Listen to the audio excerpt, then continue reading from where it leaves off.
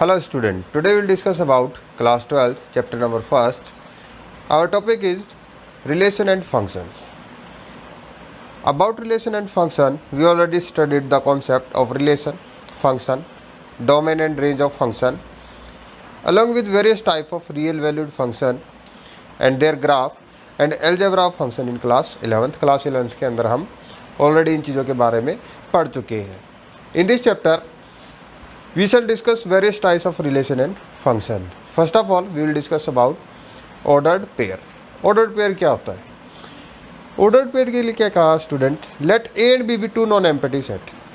A और B क्या हमारे पास कोई भी दो non-empty set है और A belongs to A, मतलब A is the element of set A and B is the element of set B, means B belongs to B. Then an element of the form A, B.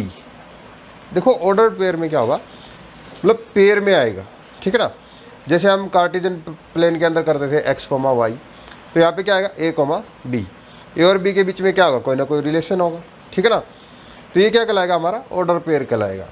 A जो वो क्या हमारा first element और B है वो क्या हमारा second element. Got it. Cartesian product of two sets. Let A and B be two non empty set. A और बी क्या होंगे स्टूडेंट, हमारे पास कोई भी दो नॉन एम्पटी सेट होंगे. The Cartesian product of A and B is denoted by A cross B. Cartesian product को हम किससे डिनोट करेंगे, ए क्रॉस बी से उसको डिनोट करेंगे. And is defined as the set of all ordered pair. और कैसे डिफाइंड होगी, उसके अंदर क्या आएंगे, उसके सभी ऑर्डर पेयर आएंगे, ठीक है ना. जिसमें क्या होगा, ए जो है मतलब फर्स्ट एलिमेंट वो किससे होगा, सेट ए से. बी बिलोंग्स टू बी, मतलब जो सेट सेकेंड एलिमेंट है वो क्या होगा, हमारा सेट बी से होगा. सिंबॉलिकली हम इसको कैसे डिनोट कर सकते हैं, A cross B is equal to ordered pair A, B, where A belongs to capital A and B belongs to set B. एक एग्जांपल के थ्रू इसको समझने की कोशिश करते हैं. मान लीजिए सेट ए क्या हमारे पास, सेट ए गिवन हमारे पास 1 2 3 एंड सेट बी क्या है एक्स वाई. हमें क्या करना है, या कार्टेशियन प्रोडक्ट करनी है और क्या फाइंड आउट करना, हमें ए क्रॉस बी फाइंड आउट करना है. तो इसमें क्या कहा, क्या किस फॉर्म में आएगा, ए, बी की फॉर्म में ऑर्डर पेयर होना चाहिए. और जो फर्स्ट एलिमेंट है वो क्या होगा हमारे पास, फर्स्ट सेट से. देखो यहाँ पे फर्स्ट सेट कौन सा है, ए, और सेकंड सेट कौन सा है, बी. तो इसके जो है ऑर्डर्ड पेयर क्या आएंगे हमारे पास, ठीक है ना. ऑर्डर्ड पेयर क्या आ जाएंगे हमारे पास, 1x 1y 2x 2y 3x 3y. अब देखो इनमें क्या हमारे पास जो फर्स्ट एलिमेंट है वो क्या कहाँ से है, हमारे पास सेट ए से, और जो सेकंड एलिमेंट है वो कहाँ से, सेट बी से. तो क्या आ गया हमारे पास, सभी ऑर्डर पेयर आगे किसके लिए, ए क्रॉस बी. अगर मुझे क्या निकालना हो, बी क्रॉस ए निकालना हो, क्या निकालना, बी क्रॉस ए. तो इसका मतलब जो फर्स्ट एलिमेंट है वो कहाँ से होंगे, सेट बी से, और जो सेकंड एलिमेंट होंगे वो कहाँ से होंगे, सेट ए से. Like x1 x2 x3, now y1 y2 y3. तो देखो जैसा आपको दिखाई दे रहा, हमने क्या किया, फर्स्ट एलिमेंट जो है वो किससे लिया, हमने सेट बी से लिए, ठीक है ना. क्योंकि यहाँ पे क्या निकाल रहे हैं, बी क्रॉस ए निकाल रहे हैं, तो पहले सेट कौन सा है, बी. तो इसका मतलब जो एलिमेंट पहले आएंगे वो किसके आएंगे, सेट बी के आएंगे, और जो बाद में वो किसके आएंगे, सेट ए के आएंगे. Got it. तो कार्टेशियन प्रोडक्ट में क्या होता है स्टूडेंट, ये कुछ कंडीशन को भी सेटिस्फाई करता है. किस तरह की कंडीशन होगी, देखो फर्स्ट कंडीशन क्या है, if A not equal to B. अगर हमारे पास सेट ए और बी अनइक्वल है, then A cross B not equal to B cross A. जैसे कि हमने एग्जाम्पल में लिया था, हमारे पास सेट ए और सेट बी क्या थे, दोनों अलग अलग थे, ठीक है ना. हमने ए क्रॉस बी निकाला, बी क्रॉस ए निकाला. अब आप दोनों कंपेयर करोगे तो क्या आ रही है हमारे पास, अलग अलग वैल्यू आ रही है. ए क्रॉस बी की डिफरेंट है, बी क्रॉस ए की डिफरेंट है. तो हम क्या कह सकते हैं, A cross B not equal to B cross A. अगर हमारे पास क्या आ जाए स्टूडेंट, किसी सम में ए क्रॉस बी कार्टेशियन प्रोडक्ट क्या आ जाए, फाई आ जाए, नल आ जाए. तो इसका मतलब वहाँ पे क्या होगा, ये कब पॉसिबल है, अगर हमारे पास या तो ए या बी या दोनों ही सेट क्या हो हमारे पास, एम्पटी सेट हो, ये तभी पॉसिबल है, ठीक है ना. थर्ड कंडीशन क्या होती है हमारे पास, number of A cross B किसके इक्वल होगा, number of A into number of B के इक्वल होगा। कैसे, देखो हमारे पास यहाँ पे नंबर ऑफ ए कितना है, नंबर ऑफ ए मतलब इसके अंदर एलिमेंट कितने हैं, यहाँ पे कितने थे, सेट ए में 3, सेट बी में कितने हैं 2, 3 2 जा 6, मीन्स नंबर ऑफ ए और नंबर ऑफ बी इंटू की वैल्यू कितनी आ रही है, 6 आ रही है।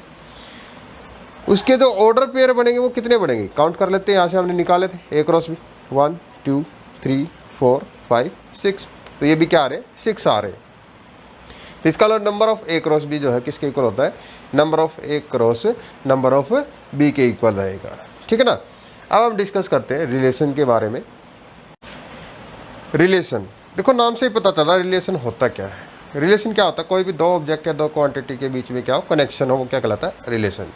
तो ये हमने लिखा यहाँ, the word relation in literal sense mean that two objects और quantities are related to each other through some recognizable link और कनेक्शन बिटवीन द टू। एक एग्जांपल लेते हैं, मान लीजिए हमारे पास क्या है, कुछ स्टूडेंट्स हैं, ठीक है ना, और जिनसे हम क्या करते हैं, एक सेट बनाते हैं जिसको क्या नाम देते हैं, सेट ए। सेट ए में क्या हमारे पास, वैशाली, सौरभ और अंकित, और वो क्या है, a child of Mukesh, Pawan and Deepak, ये क्या इनके फादर नेम है हमारे पास। ठीक है ना। अब वैशाली क्या है, Vaishali is child of Mukesh, Saurabh is child of Pawan and Ankit is child of Deepak. तो इसका मतलब जो रिलेशन हुआ वो किस किस का हुआ हमारे पास, इससे अगर हम ऑर्डर पेयर बनाए तो क्या बनेगा, वैशाली, और वैशाली का रिलेशन किससे, मुकेश से। ठीक है ना। और रिलेशन क्या, वैशाली इज चाइल्ड ऑफ, ठीक है ना, Vaishali is child of Mukesh. Similarly Saurabh और पवन का रिलेशन हो जाएगा। ठीक है ना। एंड अंकित और दीपक, अंकित और दीपक, अंकित इज चाइल्ड ऑफ दीपक। तो ये क्या आ जाएगा हमारे पास, इस तरीके से रिलेशन आ जाएगा। यही चीज़ें हम किसके अंदर पढ़ेंगे, नंबर सिस्टम के अंदर पढ़ेंगे। तो इसके according behalf of this we can see its definition. इसकी डेफिनेशन क्या होगी हमारे पास, डेफिनेशन लेट कर लेते हैं। देखो ए और बी क्या थे हमारे पास, कोई भी नॉन एम्पटी सेट थे, तो लिखते हैं let A B any two non empty set, two non empty set. ठीक है ना। देन एनी सबसेट ऑफ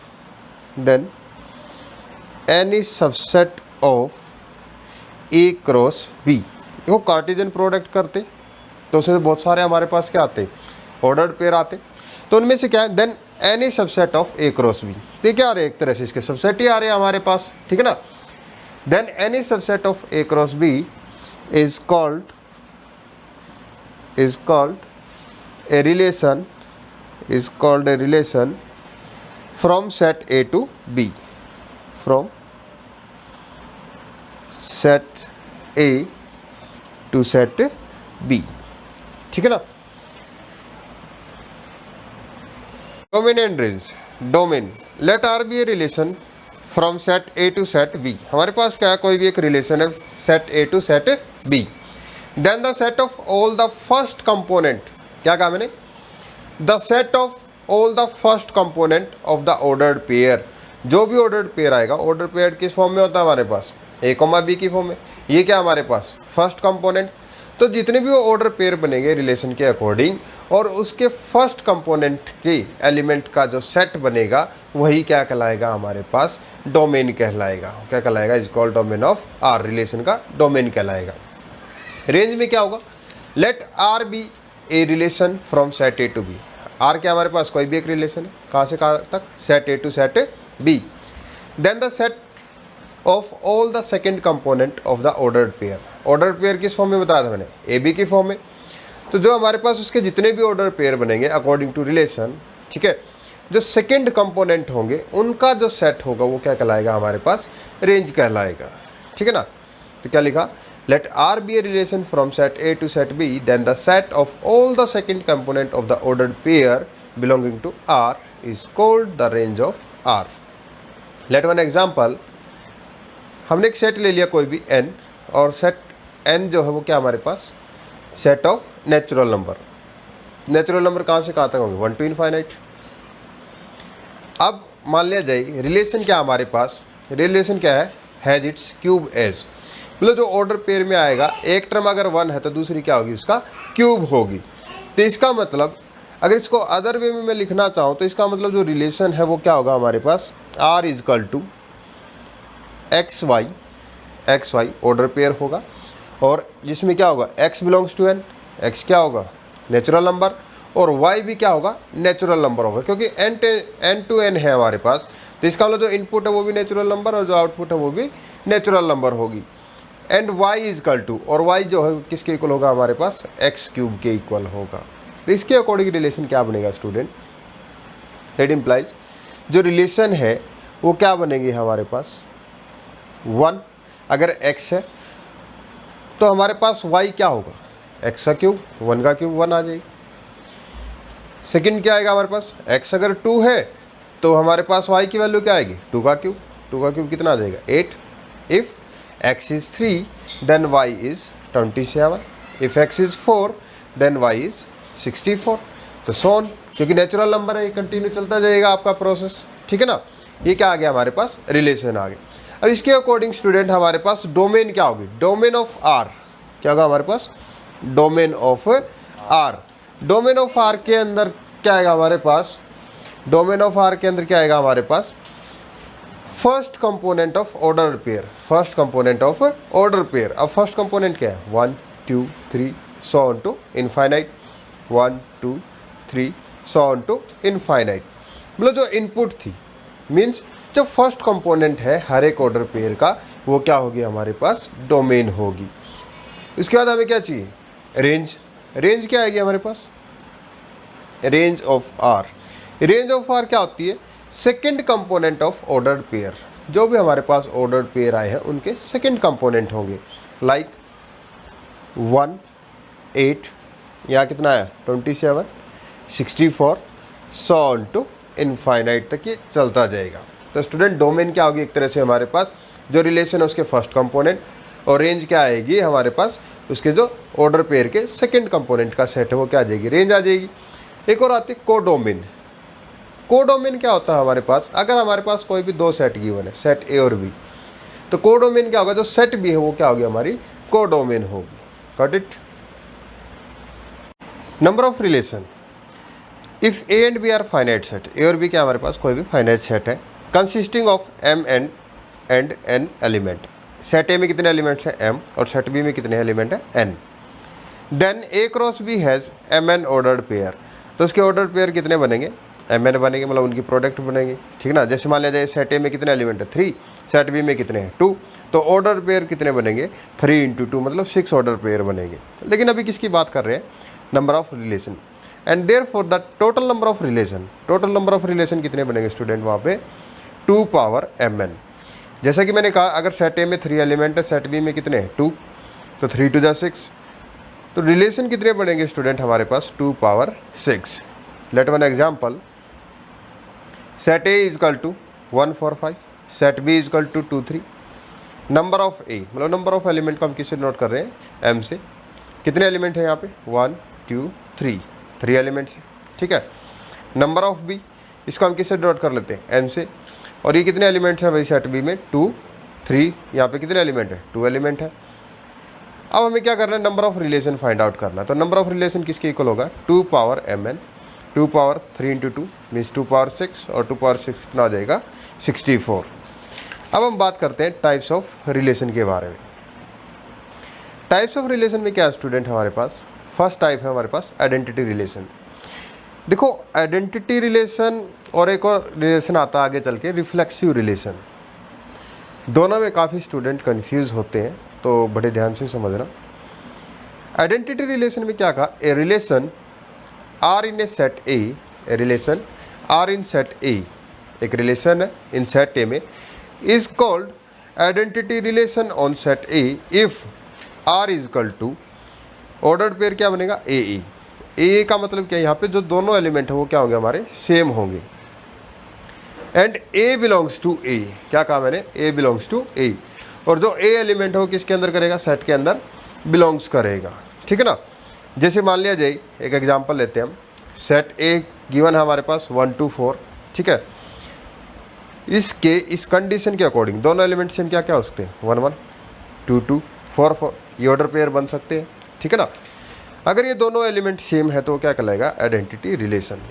जैसे कि मैंने कहा कि भाई ज़्यादातर स्टूडेंट को आइडेंटिटी रिलेशन और रिफ्लेक्सिव रिलेशन में क्या होता है, कन्फ्यूज़न होता है। वो क्यों होता है, देखो आइडेंटिटी रिलेशन की कंडीशन भी यही है, रिफ्लेक्सिव की भी यही है, लेकिन रिफ्लेक्सिव में एक माइनर सा फ़र्क है। वहाँ पे यहाँ पे आपके पास क्या लिखा होगा, फॉर ऑल, क्या लिखा होगा, फॉर ऑल।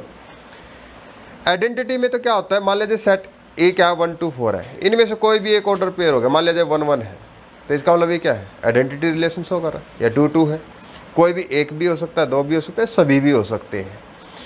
लेकिन रिफ्लेक्सिव रिलेशन में क्या होगा, आगे चल के हम स्टडी करेंगे इसको भी।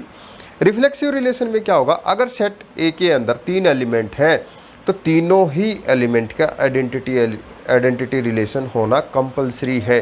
वहाँ पे 1 1 2 2 4 4 होना कंपलसरी है। अगर मान लीजिए 4 4 नहीं है, 1 1 2 2 है, तो वो रिफ्लेक्सिव नहीं होगा। लेकिन 1 1 2 2 है, 4 4 नहीं, अगर मैं पूछूँ आइडेंटिटी रिलेशन है, हाँ जी होगा। आइडेंटिटी रिलेशन में क्या होगा, हमारे पास दोनों एलिमेंट क्या होंगे, सेम होंगे। लेकिन ये कंपलसरी नहीं है कि जिस सेट के अंदर जितने एलिमेंट हो सबके लिए लागू हो, ठीक है ना। नेक्स्ट क्या हमारे पास, यूनिवर्सल रिलेशन। यूनिवर्सल रिलेशन में क्या स्टूडेंट हमारे पास, रिलेशन आर, एक रिलेशन है जिसको हमने किससे डिनोट किया, आर से, in a set A is called universal relation on A if each element of A, set A का हर एक एलिमेंट का किससे रिलेशन हो, is related to every element of A. Set A से ही क्या उसका रिलेशन हो, वो क्या कहलाएगा, हमारा यूनिवर्सल रिलेशन। जैसे मान लीजिए एक एग्जांपल लेते हैं हम, सेट ए कितना हमारे पास 2 3, और इसका मतलब क्या हुआ, अकॉर्डिंग टू कंडीशन रिलेशन क्या होगा, ए क्रॉस है।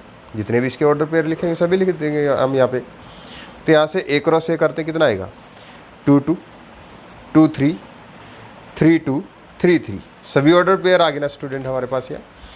तो इस तरह का जो रिलेशन वो क्या कहलाएगा, हमारा यूनिवर्सल रिलेशन कहलाएगा। अब हम बात करते हैं वॉइड और एम्पैथी रिलेशन। नाम से ही पता चल रहा है आपको, ऐसा रिलेशन जिसका क्या हो, दूसरे से कोई भी रिलेशन ना हो, ठीक है ना। A relation R in a set A is called a void relation if no element of A is related to any element of A. मतलब रिलेशन क्या आ जाए, एम्पैथी आ जाए, मतलब फाई आ जाए, और वो किस में कंटेन करे, ए क्रॉस ए। एग्जाम्पल के थ्रू समझते हैं हम इसको। देखो सेट ए की हो ना 1 2 3 4 5, और रिलेशन क्या कहा, ए बी ऑर्डर पेयर है, ए एलिमेंट भी सेट ए से और बी एलिमेंट भी जो है वो कहाँ से होंगे, सेट ए से होंगे। और कंडीशन क्या है, A minus B is equal to 8। भाई एक एलिमेंट में से दूसरे को सब्ट्रैक्ट करें तो कितना है, 8। तो ऐसे कितने रिलेशन बन रहे हैं, चेक करते हैं। देखो मैक्सिमम नंबर कितना 5, मिनिमम कितना है 1, 5 माइनस 1 कितना आएगा 4। भाई 4 से ज़्यादा तो डिफरेंस आ ही नहीं सकता, इनमें से किसी भी नंबर को आप चेक कर लो। 4 माइनस 3 1 आ रहा है, 4 माइनस 2 2 आ रहा है। लेकिन अगर हम किसी भी एलिमेंट में से दूसरे एलिमेंट को सब्ट्रैक्ट करते हो तो 8 नहीं आ रहा। तो ये क्या हो रहा है, इसका मतलब यहाँ पे कोई भी रिलेशन नहीं आ रहा, किसी तरीके से वो रिलेट नहीं है। तो रिलेशन क्या होगा हमारा, फाई हो गया। इसको हम क्या कहेंगे, एम्पैथी रिलेशन कहेंगे। नाउ नेक्स्ट टाइप क्या है हमारे पास, इनवर्स रिलेशन। इनवर्स रिलेशन में क्या होता है student, if R is a relation from set A to set B. Relation है हमारे पास कहाँ, set A to set B, ठीक है। Then the relation from set B to set A, अगर वो रिलेशन क्या हो जाए, रिवर्स हो जाए, सेट बी से सेट ए की तरफ हो जाए, is defined as the inverse relation. वो क्या कहलाएगा, हमारा इनवर्स रिलेशन कहलाएगा। And is denoted by, inverse relation को हम किससे डिनोट करेंगे, आर पावर -1 से हम उसको डिनोट करेंगे, ठीक है। तो देखो एक एग्जाम्पल के थ्रू समझते हैं। अगर मैं इसको अदर वे में कहना चाहूँ तो क्या कह सकता हूँ, R inverse is equal to, पहले ऑर्डर पेयर क्या लेते थे हम, ए बी लेते थे, अब क्या ले लिया हमने, B A. A belongs to A, ये वाला एलिमेंट किससे, सेट ए से, और ये वाला किससे, सेट बी से। मतलब क्या हो रहा है, रिवर्स हो रहे हैं, एक्सचेंज हो रहे हैं एक दूसरे के साथ। And A B belongs to R. जैसे हमारे पास मान लीजिए रिलेशन क्या आ जाता है, किसी भी कंडीशन के अकॉर्डिंग 1 2 3 4 5 6, अब ये क्या हो जाए आपस में इंटरचेंज हो जाए, 1 की जगह 2 आ जाए, 2 की जगह 1 आ जाए, तो कितना हो जाएगा 2 1, 3 4 का कितना हो जाएगा 4 3, 5 6 का कितना हो जाए 6 5, मतलब क्या हो गया इंटरचेंज हो गया ना। तो क्या कहलाएगा हमारा इनवर्स ऑफ रिलेशन कहलाएगा। Relation, reflexive relation, a relation R on A non empty set A is reflexive if A relate to A का रिलेशन किससे ए से ही, for every A belongs to A, उसका हर एक एलिमेंट किससे belongs करता हो सेट ए में बिलोंग करता हो। That is in other way we can say if A जो ऑर्डर पेयर आएगा वो किसके अंदर बिलोंग्स करना चाहिए, रिलेशन में बिलोंग्स करना चाहिए, for every A belongs to A, और जो उसके एलिमेंट है वो किससे होने चाहिए, आपका जो गिवन सेट है ए है उसी से बिलोंग्स होने चाहिए। If A is equal to, एक एग्जांपल ले रहे हैं हम यहाँ पे, ए इज इक्वल टू 1 2 4, हमने क्या लिया एक एग्जांपल लिया 1 2 4 सेट ए गिवन, और मान लीजिए इसका रिलेशन क्या हमारे पास 1 1 2 2 1 4 2 4 और 4 4, ये हमारे पास रिलेशन गिवन है ऑन सेट ए। ये रिफ्लेक्सिव है या नहीं, तो देखो मैंने क्या कहा, जैसा कि मैंने आइडेंटिटी रिलेशन में बताया था भाई, रिफ्लेक्सिव और आइडेंटिटी में क्या होता है डिफरेंस। रिफ्लेक्सिव में जो ऑर्डर पेयर है एलिमेंट सेम होंगे और सेट के अंदर जितने एलिमेंट हैं वो उन सब के साथ क्या बनाएगा ऑर्डर पेयर बनाएगा। जैसे 1 है 1 1 आ गया, 2 2 2 भी है, 4 है यहाँ रहा 4 है 4 4, तो इसका मतलब ये क्या होगा relation is reflexive. Why as A belongs to R for all A belongs to A, ठीक है ना।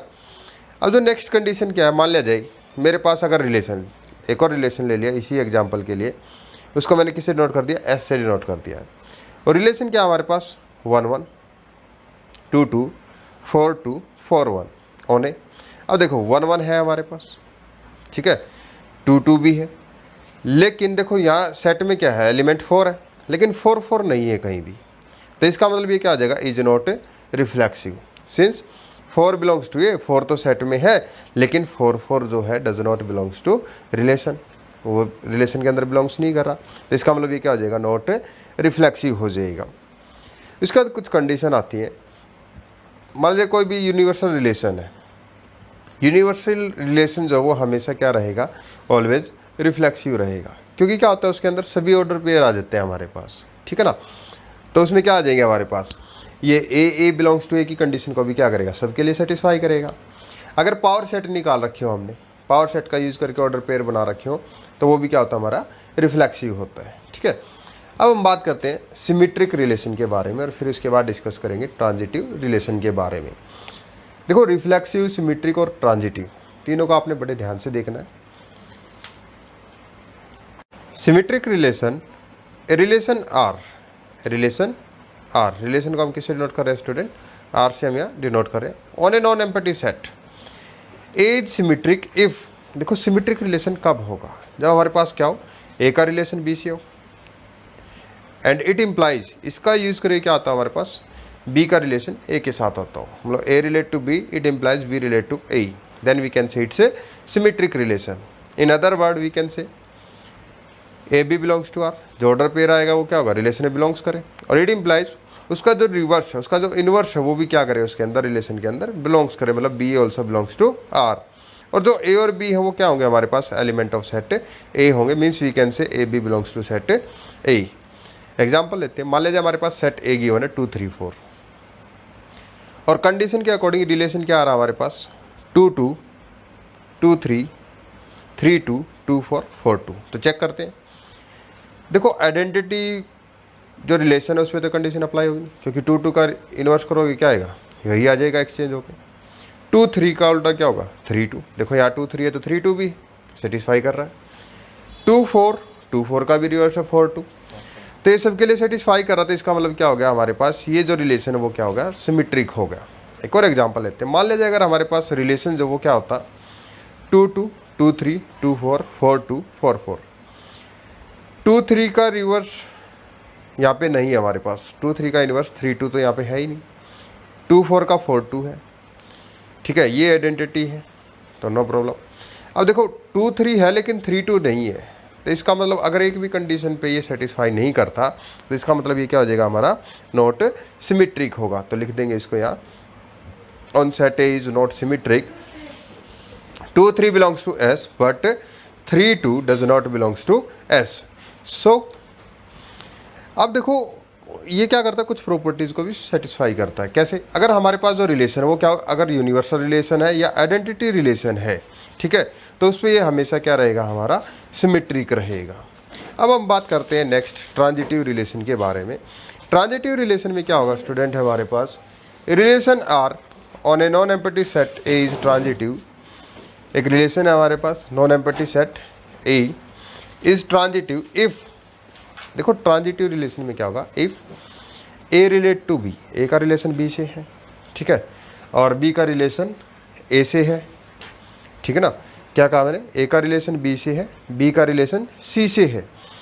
अगर इन दोनों का यूज़ करके क्या आ जाए हमारे पास, ए का रिलेशन सी से आ जाए, ए का रिलेशन सी से आ जाए, तो क्या कहलाएगा, हमारा ट्रांजिटिव कहलाएगा.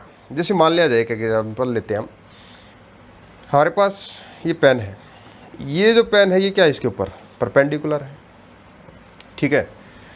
और अगर मान लिया जाए ये पेन भी क्या है, इसके ऊपर परपेंडिकुलर है. अगर मान लिया जाए इस तरह से परपेंडिकुलर है, ठीक है. अब देखो ये इसके ऊपर परपेंडिकुलर और ये इसके ऊपर परपेंडिकुलर, क्या ये और ये दोनों परपेंडिकुलर आ रहे हैं?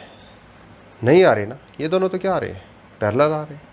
अगर ये भी परपेंडिकुलर आ जाते तो क्या हो जाते, ट्रांजिटिव. अदरवाइज ये क्या होगा, नॉट ट्रांजिटिव हो गया भाई, ठीक है ना. तो सेम यहाँ से हम क्या करते हैं, कुछ एग्जांपल लेते हैं. जैसे मान लीजिए हमारे पास एक एग्जांपल है, एग्जांपल ए, सेट ए है हमारे पास 1 2 3 4 और रिलेशन क्या गिवन है 1 1 2 3 3 4 2 4. तो देखो आइडेंटिटी पे तो कोई फर्क पड़ेगा ही नहीं है. 2 3 3 4 है, मतलब 2 को मैं क्या ले लेता हूँ, ए, ये क्या है बी, मतलब A B belongs to are.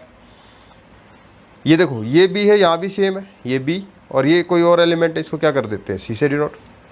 B C भी क्या हो रहा है हमारे पास, रिलेशन बिलोंग्स कर रहा है. अब मुझे क्या चाहिए, according to condition A C also belongs to R. A कितना 2 और सी कितना 4. अगर 2 4 भी रिलेशन में, अरे वह 2 4 भी क्या है यहाँ पे रिलेशन में है, तो सेटिस्फाई कर रहा है. तो इसका मतलब ये क्या हो गया हमारे पास, जो रिलेशन ये क्या हो गया, ट्रांजिटिव. एक और एग्जाम्पल लेते हैं. मान लीजिए रिलेशन में क्या हमारे पास 1 1 1 2 2 3 1 4 है. देखो 1 2 और 2 3, मतलब ए बी और B C belongs to R. अब मुझे क्या चाहिए, 1 3 चाहिए ना, लेकिन 1 3 तो इसमें कहीं नहीं है, यहाँ तो 1 4 है. तो इसका मतलब क्या हो रहा है, ये सेटिस्फाई नहीं कर रहा कंडीशन को. तो इसका मतलब ये क्या हो जाएगा, नॉट ट्रांजिटिव हो जाएगा. तो क्या लिख देंगे, 1 2 belongs to S, 2 3 also belongs to S but 1 3 does not belongs to S, मतलब रिलेशन में बिलोंग्स नहीं कर रहे, तो ये क्या हो जाएगा, नॉट ट्रांजिटिव. अगर हमारे पास यूनिवर्सल रिलेशन और आइडेंटिटी रिलेशन है तो हमेशा क्या होगा, ऑलवेज ट्रांजिटिव होगा. तो स्टूडेंट इन तीनों कंडीशन का यूज़ करके हमने क्या करना है, एक्सरसाइज के सम को सॉल्व करना है. इन्हीं के ऊपर बेस क्या आता है, हमारा एक क्वेश्चन एग्जाम में भी आता है.